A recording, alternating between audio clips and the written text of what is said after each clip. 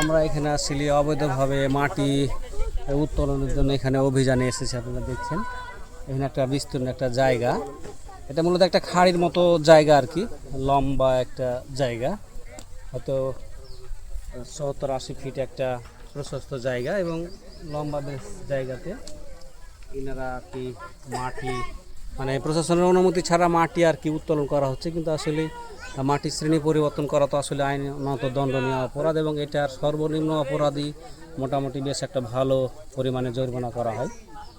তো সেই সুবাদে আমরা আসলে উপজেলা প্রশাসন ভোলাহাট থেকে এসেছি এবং এই জমির শ্রেণীটা কিন্তু মূলত না, মানে পুকুর না, মানে পুকুর যদি জমির শ্রেণী হয় তবে হয়তো বিষয়টা আর কি ঊর্ধ্বতন কর্তৃপক্ষের অনুমতি সাপেক্ষে বিষয়টা একটু ভাবা চিন্তা করা দরকার।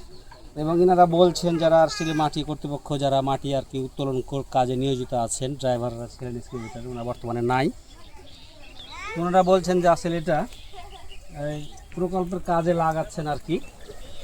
কিন্তু আমরা উপজেলা এখনও আমরা সেরকম কোনো সংবাদ এখনও পাই না যে প্রকল্পের কাজে লাগাচ্ছে, কারণ প্রকল্পের কাজে যদি লাগিয়ে থাকে তাহলে তো অবশ্যই স্থানীয় প্রশাসন জানবে যে প্রকল্পের কাজে লাগাচ্ছে, কিন্তু সেরকম কোনো তথ্য আমাদের কাছে নাই। আসলে মানে সরজমিনে আসলে এরকম কথা আমরা হরহামেশায় শুনতে পাই মূলত আর কি। তো বেশ গর্ত করা হচ্ছে আর কি, খাড়ি একটা জায়গা কিন্তু বেশ গর্ত করা হচ্ছে আর কি। এবং কর্তৃপক্ষের সাথে একটু কথা বলে আর কি কিছুক্ষণের মধ্যে আর কি জানা যাবে যে আসলে ওনারা আর কি পারমিশন নিয়েছিলেন কিনা।